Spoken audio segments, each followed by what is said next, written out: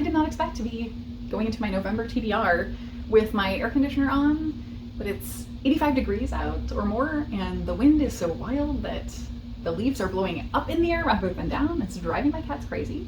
So that is where we're at. I guess welcome back to Read Becca. This is my November TBR. So this is really going to be a list of books I want to prioritize for this month, much less than books I have to read. So it's going to be a weird one because I'm still very much feeling the October vibes, and we have a couple days remaining. But in October, I created a massive pile of possibilities because I was going to have a lot of reading time. And even then, I knew I was not going to get to everything. And I did not. I still have about a dozen books that I wanted to get to that I didn't. So I also started multiple projects that I had 2 or 3 books that I wanted to read for. And for most of those projects, I've read multiple books for them and just need to finish out one book. That means that I'm going to be going into this month still leaning very toward my October pile and still needing to finish up books for projects. So I think I'm going to filter these in with those books, just seed them in as I go a bit. So we'll see. These may get pushed to the back half of November. I don't know. We will see how it goes, really. So let's begin with the main priority and the majority of my book list being for nonfiction November.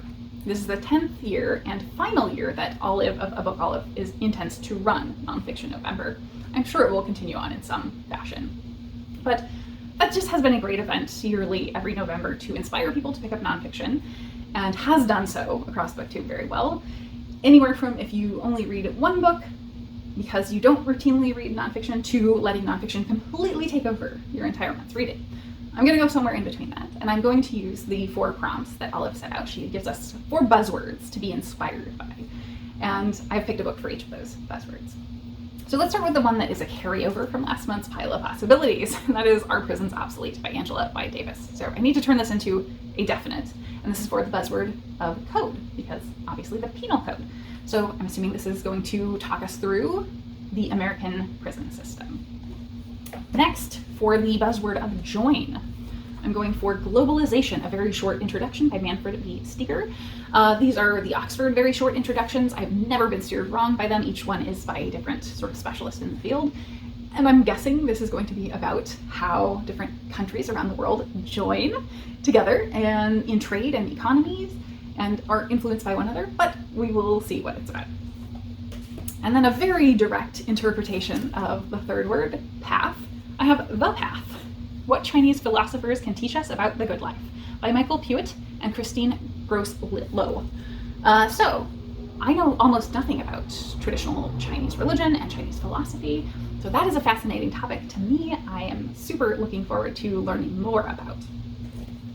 And finally, the most heavy one, I think, or the first one was a bit heavy, but this one is definitely heavy, and I keep putting off getting to it, but I need to. And this is also for Shot, and it's the grim interpretation of Shot. We have Another Day in the Death of America, The Chronicle of 10 Short Lives by Gary Young.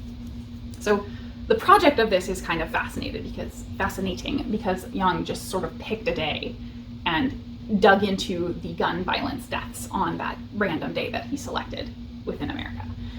And that is both a fascinating, interesting project to take on, but also very grim. And so I think this is going to be really heavy, hard reading, because we're specifically talking about children's deaths. And I think that this is going to be very informative on culture and gun violence in America. But also I already know a lot about that, and it's going to be really hard reading, especially at this time in November when I don't know how things are going to shape out after the first week in November, whether I'm going to be feeling extra down and grim about the state of our country. We will see. So then we are going to shift away from nonfiction November to some pure candy reading. So for that, I have books 2 and 3 of the Miss Percy series. We have Miss Percy's Travel Guide to the Welsh Moors and Feral Dragons, and the recently released third book, Miss Percy's Definitive Guide to the Restoration of Dragons by Quenby Olson. So I read and loved book 1, and I just kind of never got around to book 2, and now book 3, the final, is out, so I was like, I want to gobble this up. This is such a delightful kind of Regency set series, Regency historical with fantasy. And we're following Miss Percy, who is a spinster who's kind of always put herself on the back burner. She has lived her life as governess to her sister's children, and then one day a mysterious uncle leaves her a strange inheritance of items. Naturally, one of those items is a dragon's egg, and so she gets swept up in a world where dragons are viewed as gone, and it's just such a delightful series. So I feel very, very strong cozy vibes to this, and just generally that sort of Regency historical has a lot of that. But I would not push this into like the cozy genre at all, especially because in book one at least, we do get views from the villain's perspective, and some of those are really hard to read at moments. So there are some darker times, definitely. Though this is not graphically violent, I don't think, at any point. But being in the head of a villain is sometimes hard.